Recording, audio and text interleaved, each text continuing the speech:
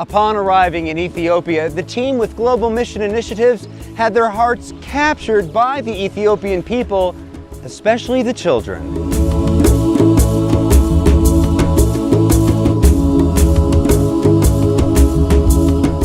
Even as we first walked into the small village outside of Ethiopia's capital city, the little kids who live there gave us a warm welcome. I think we were all really touched because that's the first impression that you get of a place. The kids all run up and they're all very warm and welcoming, but they're also curious. All right, now watch this. Kids loving having their picture taken. I mean, they just come running up to you and want to have the picture taken, and they want to look at the picture. Hundreds of children were seen by the medical mission team. You may have already noticed their little uniforms. That's because most of the kids were from a nearby school known as the Learning Village.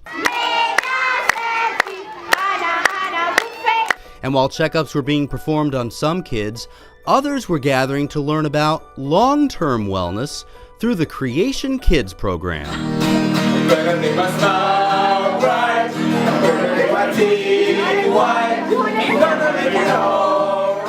If we can get them at a very early age to understand some of the basic principles of like hygiene, brushing their teeth, washing their hands, it's going to become a habit, and one habit leads to another good habit, and that's really our goal.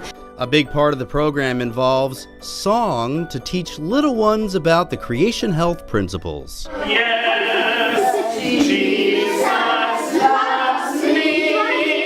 The Bible tells me so. One of the most popular people on the team was Gladys, the optometrist. For her, seeing their instant reaction brings her instant joy. I feel fulfilled, and I just thank God that I can give them their sight back. That's how I feel. Thanks to his new glasses, this man can finally see clearly enough to drive at night and read his Bible at home. Oh, I thank you so very much. I thank God. One man who wants to pass along the spirit of a mission trip to the next generation is Dr. Glenn Bigsby. He brought both his daughter and his son along for their first mission trip.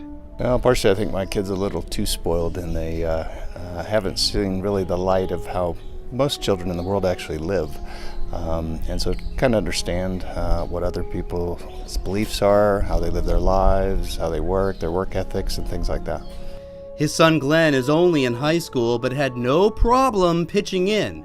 Who knows, maybe he'll be a doctor someday. It's a pretty awesome experience so far.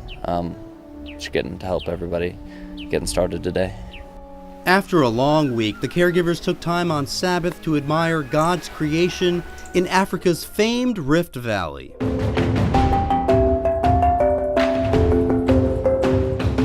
While enjoying the scenery, the team had a chance to reflect on this type of trip and what it means to them personally. I think I get way more out of it than I ever give to people. It keeps my life in focus, and I've become more connected with my faith and my family and things like that just from going on these trips. It's not just emotional, but it's spiritual. There's growth that's happening. You see things that you never thought you would see. I love it. For me, it keeps things in perspective. Keeps me humble, lets me know how much I do have and how much I don't need, and just makes me be thankful and grateful for the blessings that God has given me. I mean, we give up our vacation time. We use PDO to come. We don't get paid. We do all that, but it's just worth it in the end to see the smile on those people, and the fullness in your heart after you've completed a mission trip is something that can never replace a vacation day. Clearly, this will be a trip that the team will never forget. And they say it really represents Florida Hospital's culture of generosity on a global scale.